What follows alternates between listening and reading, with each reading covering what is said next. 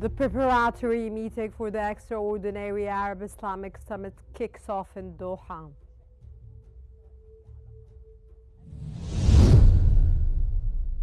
Egypt dispatches its 36th aid convoy from Rafah to Gaza via Karm Abu Salim border crossing.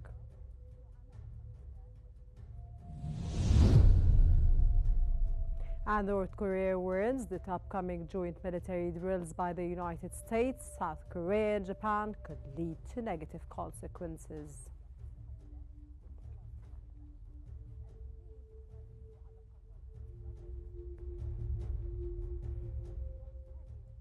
The preparatory meeting for the extraordinary Arab Islamic Summit has kicked off in Doha.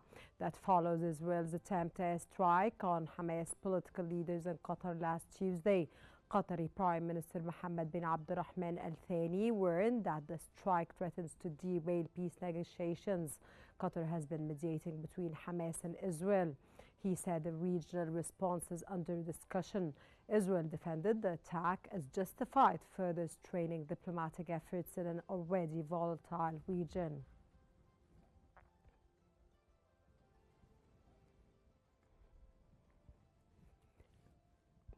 And now we move on to the latest developments in Gaza.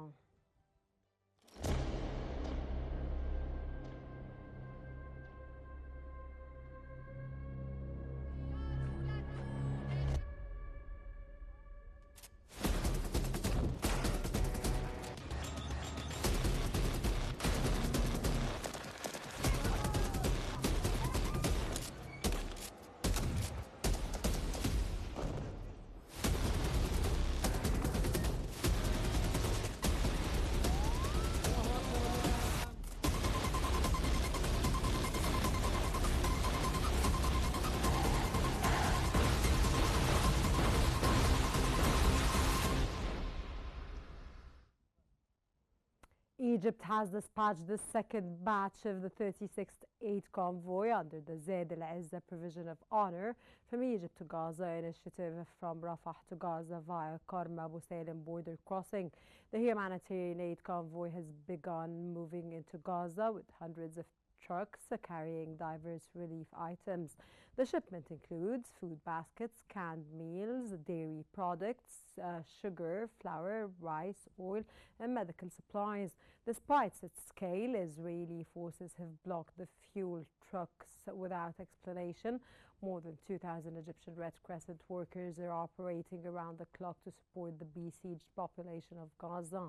The convoy underscores Egypt's continued commitment to alleviating the humanitarian crisis while confronting obstacles to the entry of vital resources, especially fuel, which remains restricted despite the mounting needs of civilians.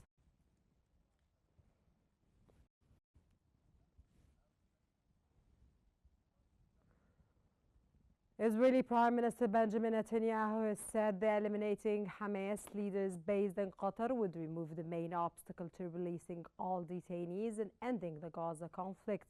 Netanyahu accused the Hamas leaders in Qatar of blocking ceasefire attempts to prolong the conflict. The comments came after Israel's airstrike on Hamas political chief in Doha on Tuesday, a move criticized by the United States officials as a unilateral escalation that harms both Americans and Israeli interests.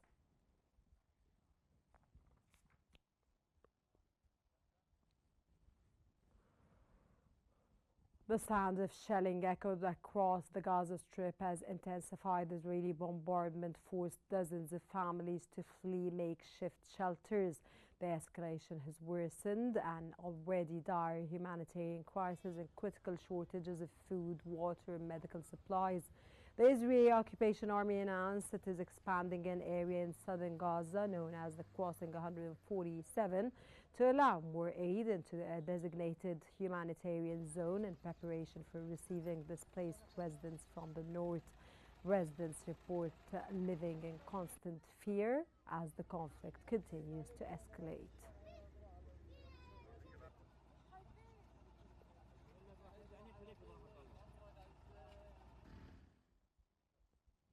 An Israeli airstrike has targeted the Muhana multi-story building in Gaza City. The building used to shelter displaced families was struck amid ongoing bombardments. Israel said civilians occupants were warned in advance, claiming the building was being used by Hamas. Palestinians say it housed families fleeing earlier violence. The strike comes as Gaza faces continued heavy attacks.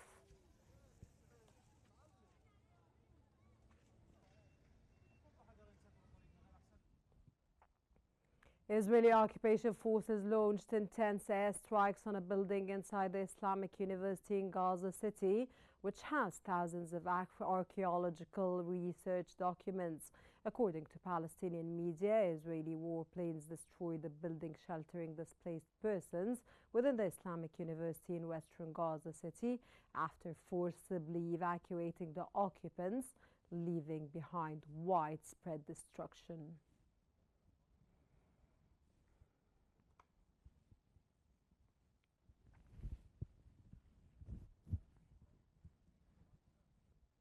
U.S. Secretary of State Marco Rubio has arrived in Israel amid growing tensions with U.S. allies over Israel's recent airstrike on Hamas leaders in Qatar and its continued settlement expansion in the occupied West Bank. Rubio and his wife were welcomed at Ben Gurion Airport by U.S. Ambassador Mike Huckabee. Before departing for Israel, Rubio said the United States and President Trump were not happy about the strike on Doha, but insisted Washington's support for Israel remains unchanged. He plans to discuss the impact of the airstrike on detainees negotiations, Hamas, and efforts to end the Gaza war during meetings with Israeli officials.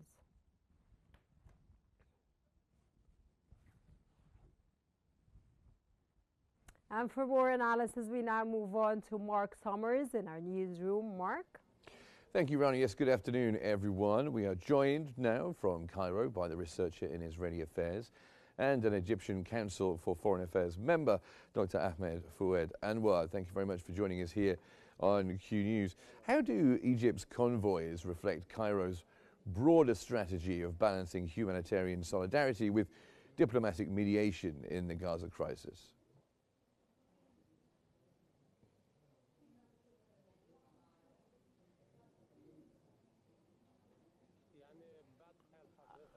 Welcome.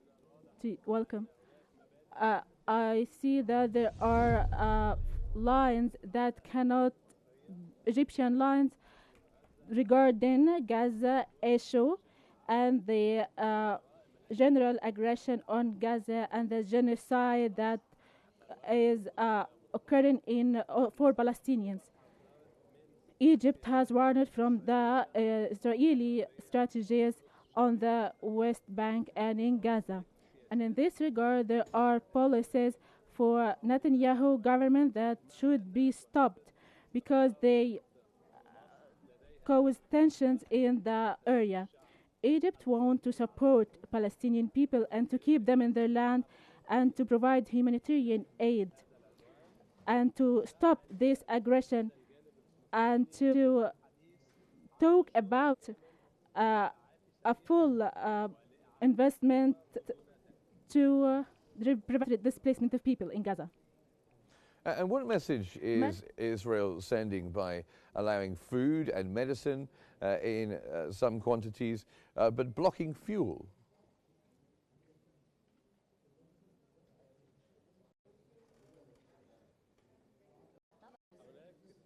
There are threats from the Israeli side that no humanitarian aid will be allowed to enter to Gaza after the pressures and after the firm strategies of displacement that Israel ordered Palestinians to do. There are blockage of entering oil, and there are of entering of lower amount of humanitarian aid. There are also some foods that are prevented from entering Gaza,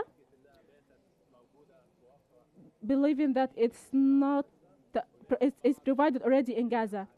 There are some aid are not allowed to enter because they have Palestinian flag. This reveal how the Israeli side, its aim is to displace Palestinians, and this point is being stopped by the world.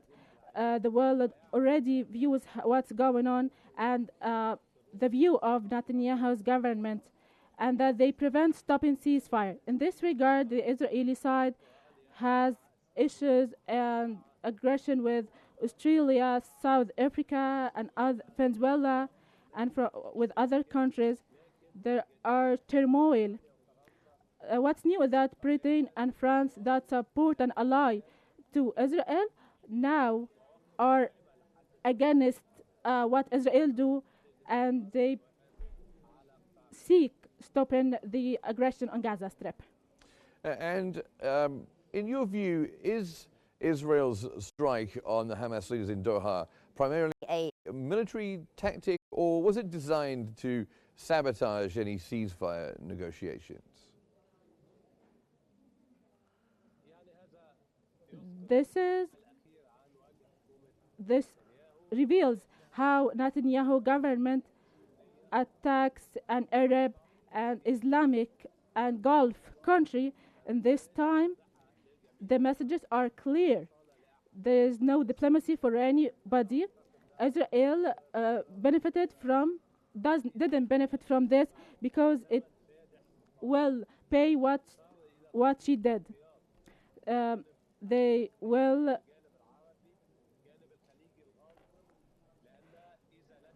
because if there's not a stopping to that, the Secretary of Foreign Affairs in America will threaten Israel people and stopping the anger of the Arab world.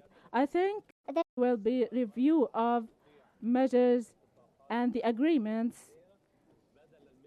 Instead of extending them, there will be a talk about freezing these agreements. Okay, and to what extent would you say that Netanyahu's framing of this strike on Doha, that eliminating Hamas leaders abroad is key to ending the war, according to Netanyahu? What effect is this having on domestic Israeli politics?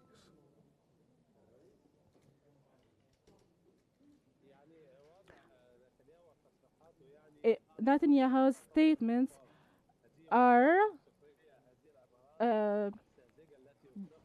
rival because he said many words before, and that the victory will happen if we attacked El Shifa hospital and if we attacked Rafah.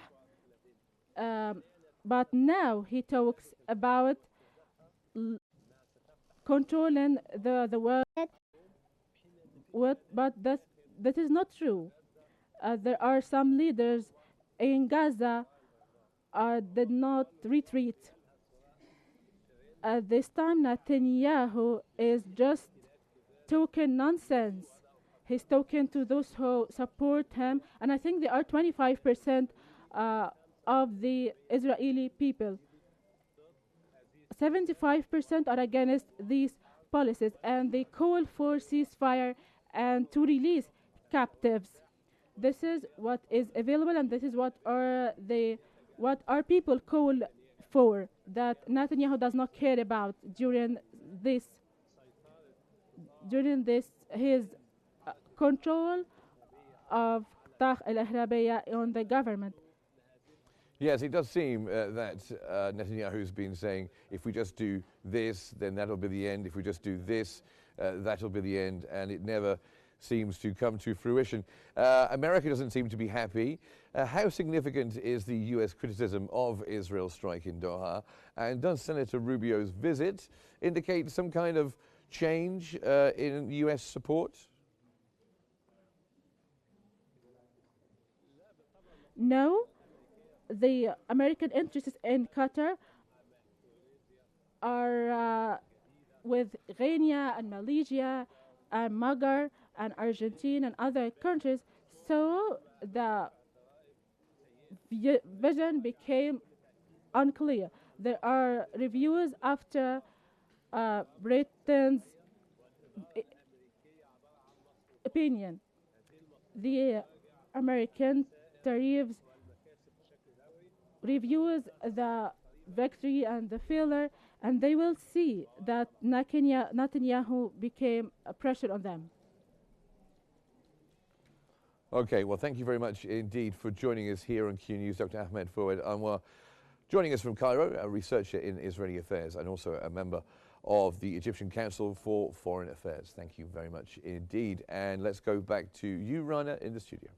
Thank you so much, Mark. And now we move on to Israel's National Security Council has cautioned Israeli citizens to avoid posting evidence of military service or real-time locations on social media. Since the war began, Israeli soldiers have shared videos of themselves destroying Gaza infrastructure. While they haven't been targeted by armed groups, legal organizations like the Hind Rajab Foundation are building cases against them based on their social media posts. The warning aims to prevent potential legal actions and safeguard operational security.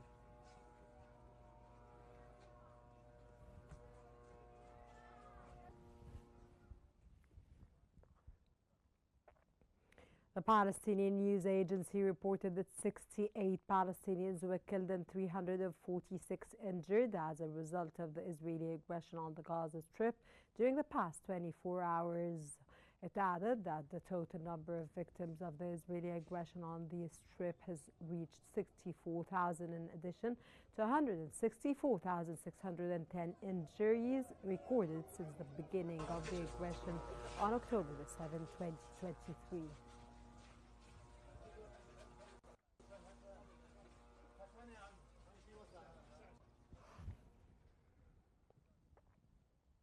Gaza's health ministry has reported 2 additional deaths due to famine and malnutrition in the past 24 hours, bringing the total death toll from the hunger crisis to 422, including 145 children.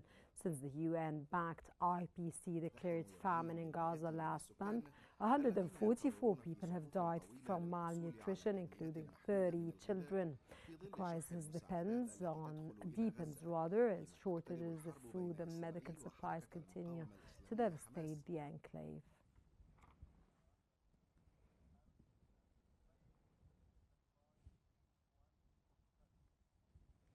Former Israeli Chief of Staff Harizi Halavi admitted that more than 200,000 people in the Gaza Strip, representing 10% of the enclave's 2.2 million population, have been affected. The significance of Halavi's statement lies in alignment with the casualty figures announced by the Gaza Ministry of Health, which have been consistently rejected by Israel.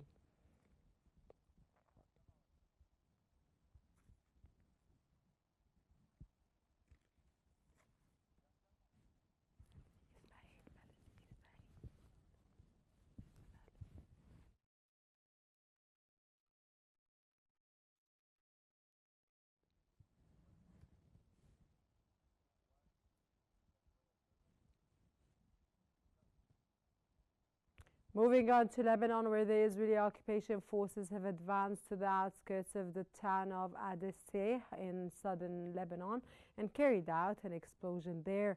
The Emergency Operations Center of Lebanon's Ministry of Health reported that 1 person was killed in an Israeli airstrike on the town of Ayatron.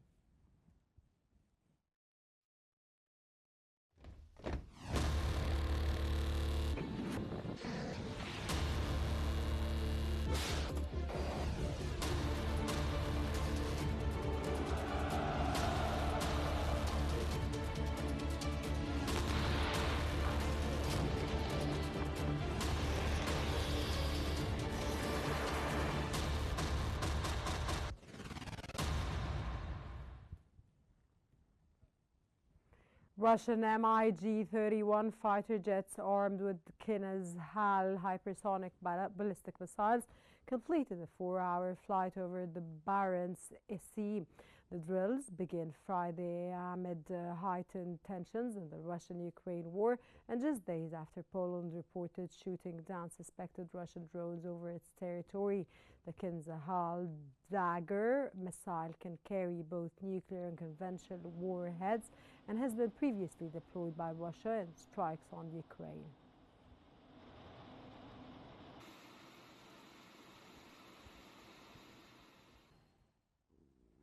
Russia has claimed it shot dead 340 Ukrainian drones in the past 24 hours while intercepting 3 HIMARS rockets. Russian forces said they attacked Ukrainian command posts, foreign units and drone storage sites and took control of places in the region.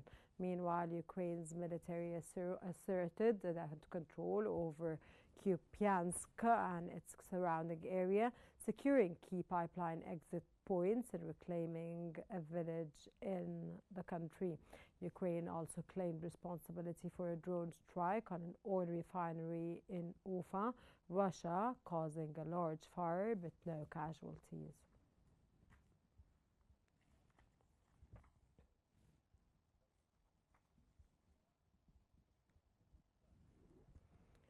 Moving on, Kim Yo-jong, sister of North Korean leader Kim Jong-un, has warned that the upcoming joint military drills by the United States, South Korea and Japan could lead to negative consequences for the participating nations.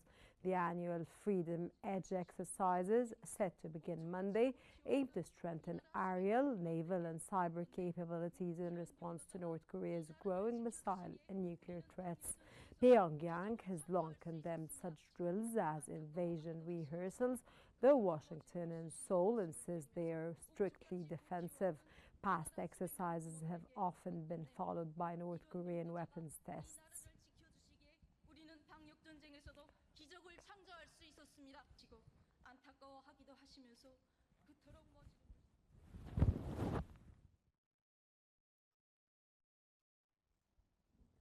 Life in Nepal began returning to normal just days after violent protests in Kathmandu left at least 51 people dead. Residents and tourists were seen visiting landmarks like the Swayambinath Temple and Narayana Hiti Museum while traffic flowed smoothly through the capital. The unrest prompted President Ramachandra Poundul to dissolve parliament on Friday and call for the new elections on March 5th. The crisis also led to a historic moment, the appointment of Nepal's first woman prime minister, former Chief Justice Sushila Karki.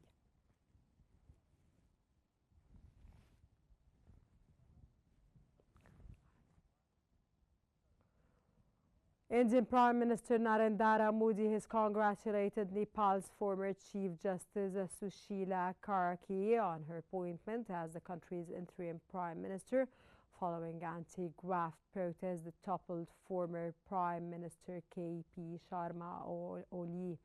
Modi praised Kariki's leadership as a good example of women's empowerment and said she would help bring peace, stability and prosperity to Nepal.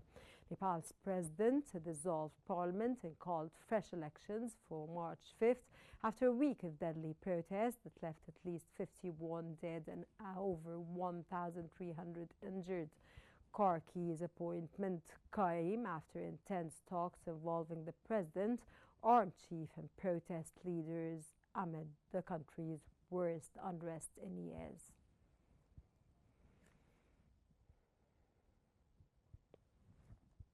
Protesters gathered in Franklin Park, a Chicago suburb, following the fatal shooting of Silverio Villegas Gonzalez by U.S. Immigration and Customs Enforcement (ICE) agent during a traffic stop.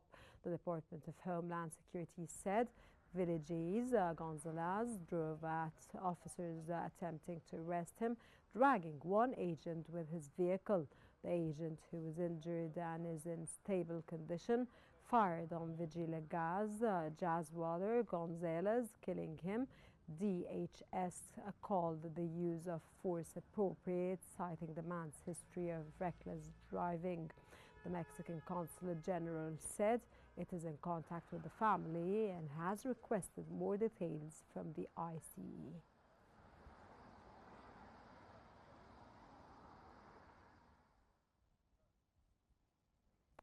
12 Pakistani soldiers were killed in an ambush by Islamist militants in South Waziristan, a mountainous region near the Afghan-Morgan border. The troops were traveling in a convoy through the Badr area when they came under heavy fire. Pakistan's military said 13 militants were also killed in the ensuing clash, which followed an intense exchange of fire. At least 4 others were injured.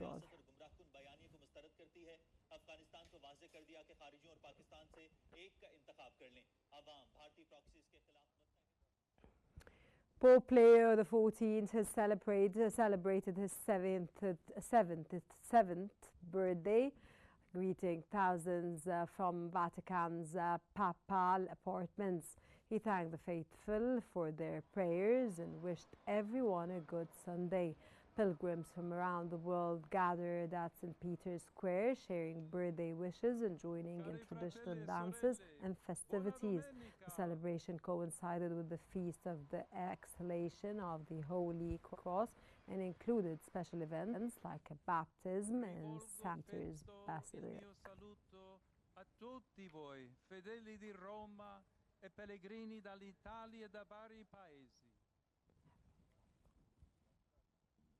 The 200-year-old canal of Kapakala, built by the Zinc ethnic group during the Qing dynasty, continues to irrigate over 22,600 hectares of farmland in the country. Once a desolate land, the canal has turned the region fertile and green, supporting modern agriculture and a booming industry. Innovations like a land-based recirculating system now recycle water enriched with fish waste to fertilize crops, boosting harvests. Local hail the canal as the mother canal for its vital role in sustaining life and livelihoods for over 2 centuries.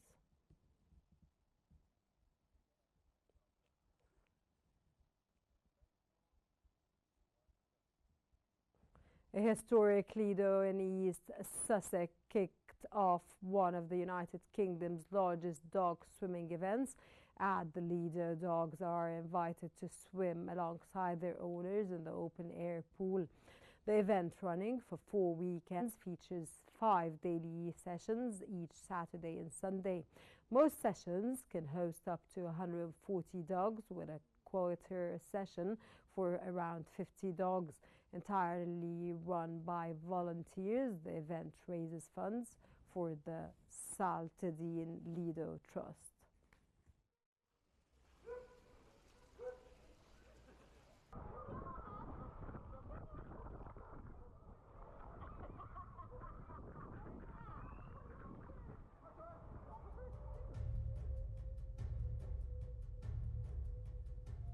That brings us to the end of our news bulletin. Here's what we have been covering.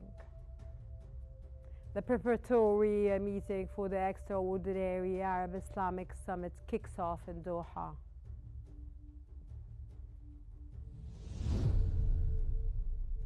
Egypt dispatches its 36th aid convoy from Rafah to Gaza via Karm Abu Salim border crossing.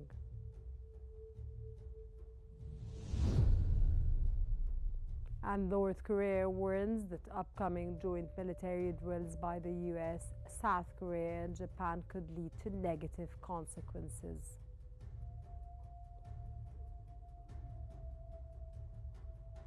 This concludes our news bulletin for this hour. Don't forget to follow Qnews on YouTube, Facebook, X, Instagram and TikTok at QNewsEG to stay informed. Thank you very much for watching and stay tuned for more updates on Qnews. We'll keep you updated on the latest developments after the Israeli attack on the Qatari capital.